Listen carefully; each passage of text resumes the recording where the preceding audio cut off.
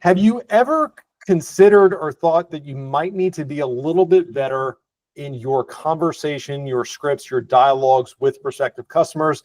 Have you ever lost a transaction, lost a negotiation, lost a listing, lost a deal because you didn't know quite what to say? My name is Chris Elliott. I'm a local realtor here in the greater Richmond area. On this episode of the RE Agent Podcast, I am talking to a longtime friend, colleague, my longest standing role play partner, role playing scripts and dialogues. Get your mind out of the gutter. Mr. Justin Miret out of Chicago, Illinois. What is going on, my friend? What's going on, man? It's a pleasure to be here. Thanks. It's an honor. Yeah, no, absolutely, dude. So we were talking the other day. So Justin and I have had a long-standing Tuesday morning phone call. We might have moved it around the week a little bit. But it's amazing like how everybody wants to be a monster in this business, but very few people are willing to do the things that it actually takes to develop a monster business. And Justin's been one of those few guys that's been very consistent as a role play partner. So Justin, real quick, can you share a little bit about yourself, a little bit about your background, and how we got to know each other? Yeah, for sure. So God, man, I wish I knew when it was, but I wish I knew which year it was, but years and years ago, you posted. So, okay, I'll start from the beginning. So 2015, I got into real estate. I was 21 years old. My grandmother had been one of Mike Ferry's first coaching like groups. So I was told very, very, very successful, but not the best like coach or teacher. Just kind of threw a script book in front of me and said, figure this out. It works. And that was it. And as you know, it takes a minute to get good at it, especially when you're not getting much feedback. And I gotten some like I've been prospecting, I think around end of year one, I started having some success, but I couldn't push through like I just needed better partners, needed to learn more. I think it was like 20 deals I was stuck at, 25 deals. You posted something. Well, for one, finding role play partners is challenging to find. It's tough. Yeah, back then it was tough. I can only imagine now. So people would post in those groups all the time, like looking for role play partners, and you'd like look them up. You're like, let's see if this is even going to be worth my time. Like, not to judge someone based on, see if they're getting someone experience. You posted something. I'm like, oh shit, this guy sells some stuff. This would be a good role play partner. That was probably 2018. I mean, that 2018, 2019 maybe. And yeah, man, we've been role playing ever since. And I actually moved from South Florida to Chicago, where I started my career in South Florida. 5 years there, moved to Chicago in 2021. Was able to, get to a pretty, I think I did 10 million my first year in Chicago. And not being from the market and not knowing anyone in the market, if I remember correctly. Correct. Yeah, that's the big thing. Yeah, and that's an actually funny story is I'm actually going to be moving back to Florida in summer. But so like the skill gives you freedom you don't need to know people. If you know how to talk to people, you don't need to know people. You just need to know how to talk to people. So all right. So I appreciate you giving us background before we get into the thick of it. So for anybody that's maybe not tracking so far. So Justin, when we talk about role playing, what are we talking about, right? This is not like you being the doctor, me being the nurse. What are we referring to here? Yeah. It's good that we clarify that. So basically what that is we're practicing our scripts and dialogues. We're preparing, like you and I will go at the beginning, you'll mostly just role play the script because you don't know the script yet. A lot of times. What script? Well, for us, we have a love-hate relationship with expired listings. Yes, So yeah, we do. But like it could be anything. It could be you're trying to find a home for a buyer in a very competitive market. You're cold calling the neighbors to see if they would sell. Whatever it is, the better you are at that conversation, the better chance you're going to have of getting business from it. So I think. Yeah. So let me repeat this back to you to make sure everybody's tracking. So we are sales professionals. If you call yourself a consultant, like congratulations, great. You're still a salesperson. I don't know about you, but in the state of Virginia, I have a license to sell. I am a licensed salesperson. That's what it says on my license. But in a sales profession, whether it's real estate or something else, you're going to find yourself in situations where you're not going to naturally know how to navigate the situation unless you're just like a gifted salesperson. But I have found that if you know how to handle the conversations, and the better you are at those conversations, the better results that you get, and the more money that you end up making. Now, Justin, a lot of people have resistance towards scripts. Would you say we're training people or want people to become, or would suggest people becoming like robotic, or is it, talk to me about scripts. Do a deep dive on that. Yeah, yes, for sure. So the short answer is no. No, you're not. The goal is to not be robotic. The goal is to follow a series of questions that move the sale forward. You know, you don't want to end up talking about the price of tea in China with somebody. That's not going to help. That's not helping you or them. You're not building rapport either, contrary to what you guys may think. They're just talking to you. Wasting time. Yeah, you're wasting their time. You're wasting your time and you're wasting their time. The point of a script is to be able to ask direct questions that find out if they have a need that you can service. And also just, basically just be able to move the sale forward.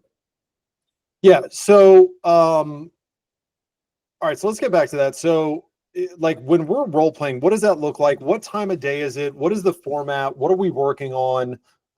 Break that down for me for the listener from the outside. And they say like, okay, they're suggesting it. Like, what does that look like in a practical sense? Yeah. So, I mean, like there are those anomalies, those people who prospect start at like 10 a.m. or whatever, but like, I don't know very many that's the outlier. Most of the time you're going to want to be on the phone by 8 o'clock. So we're actually an hour behind. And this is a testament to you of how good of a role play partner you are. I'm role play with you at 6:30 my time. Yeah. So most of my role plays are at like 7:30, somewhere around there. You do it right before you get on the phone. But there's always that first call is always the hardest. And it makes it a little easier to know you already got the crap beat out of you by somebody. Like you already got thrown everything you're going to be thrown that day, or at least a good chunk of it. So it just makes it easier. Just you finish the role play call, you start dialing. So we get on the phones, 6:30 your time, 7:30 my time, which hats off to you for being an early bird. What is the format? What does that look like? Yeah. So, I mean, it just depends on what we want to work on at this point. But a lot of times, like I'll normally do an expired. We have a lot of expireds here, but sometimes it'll be a listing presentation objection. Like maybe it's something we got during the week since we last talked and we want to work on. We didn't like the way we handled it. So wherever you feel you need to work, wherever you feel you need work, rather. Yeah. So, and the thing I love about having this on a regular basis, and I don't know about you, but in a perfect world, I would role play every single morning, right? Monday through Friday. But like if you just had your ass handed to you on an appointment, like earlier in the week or the night before, like you missed an opportunity, like it's a really good while it's fresh to practice that conversation again, to say, hey, if I ever end up in this situation again, I'm going to know how to handle it. Or one thing that we've done previous is like, hey, I've got this appointment in 2-3 days or tonight. I know I'm going to get this objection.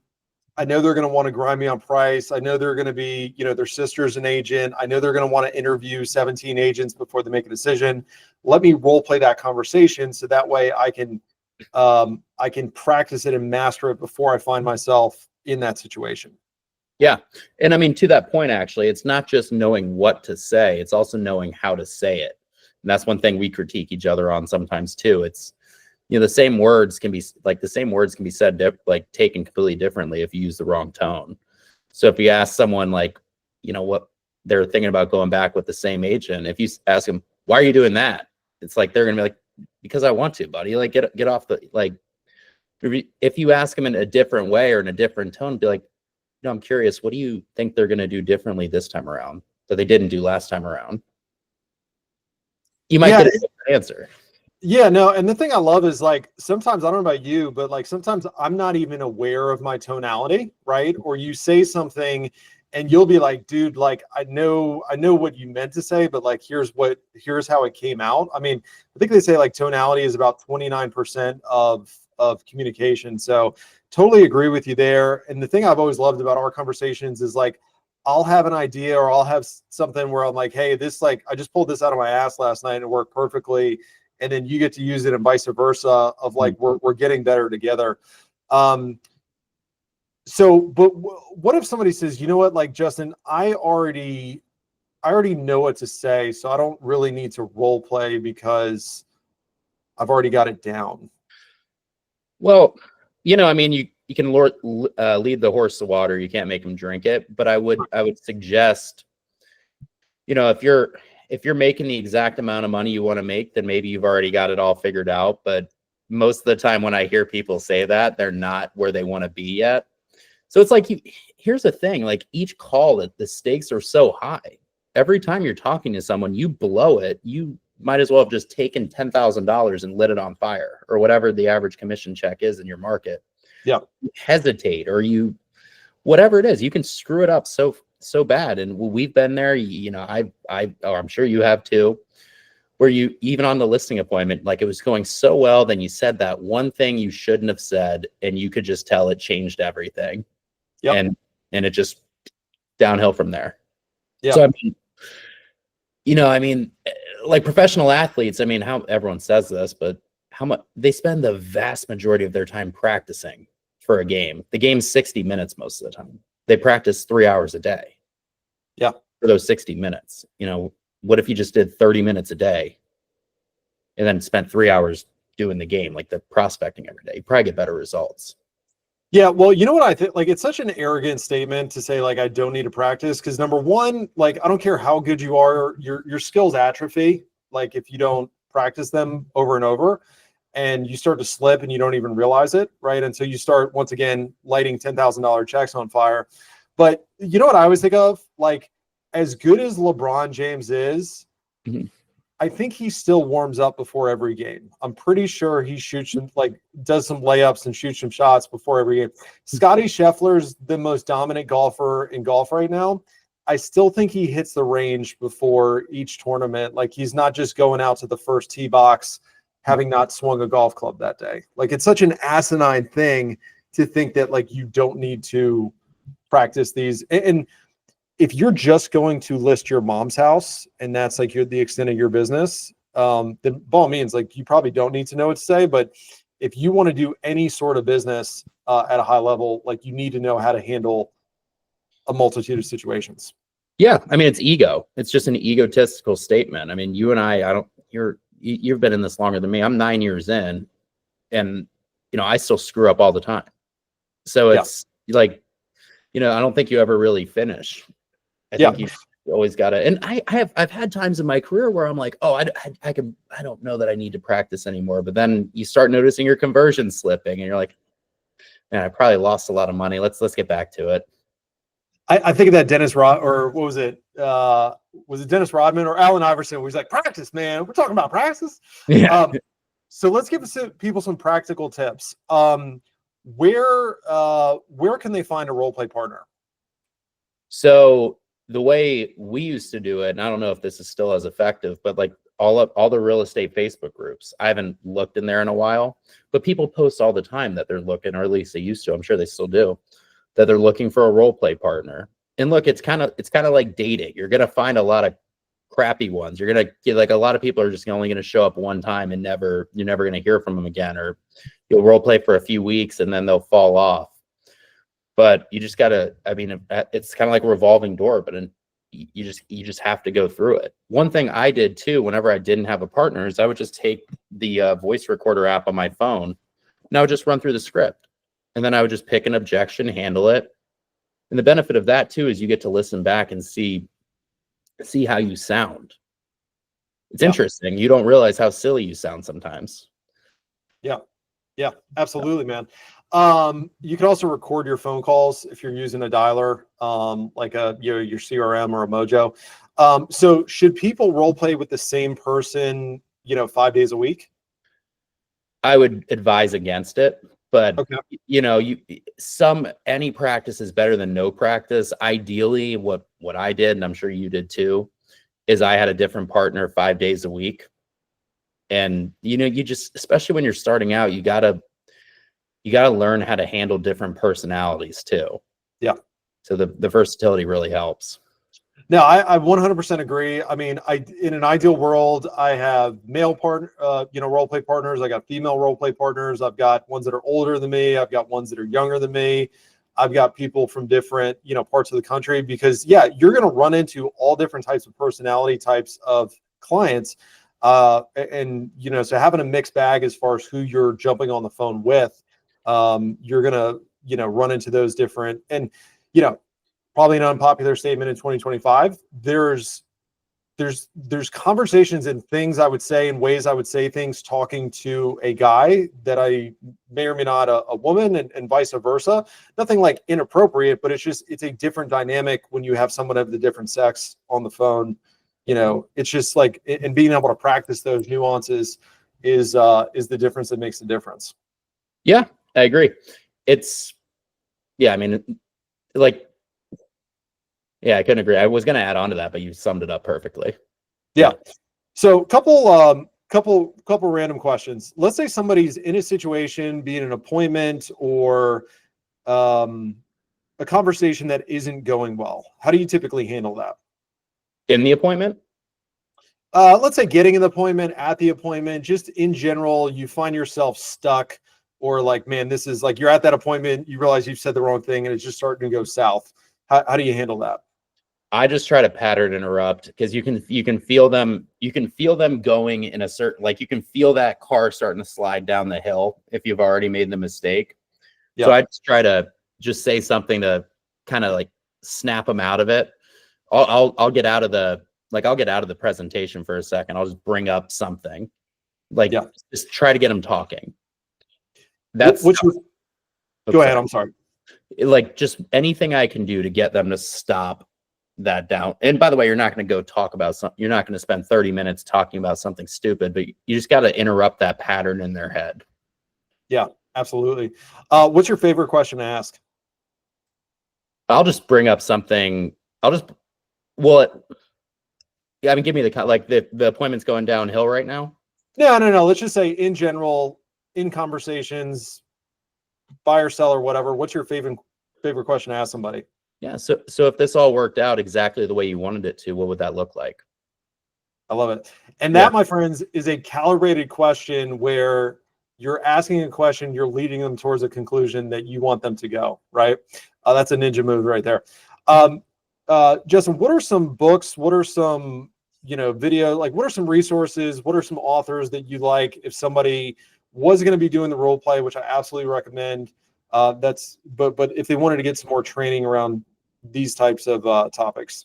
So there's a few that come to mind. One of them is let's say good friend, but I don't think either of us know him, but someone we is Chris Voss. Anything by Chris Voss. The book Never Split the Difference, for sure. Both the Agents, also very good. Never Split the Difference it's changed. It sounds dramatic, but I think it's changed my life. Like, just the way you talk to people. Like, I missed my flight one time. Missed it, like, just by being a jackass. And I was just by being nice and whatever, I was able to get a free flight using they just rebooked me for free. And awesome. Just by using that stuff.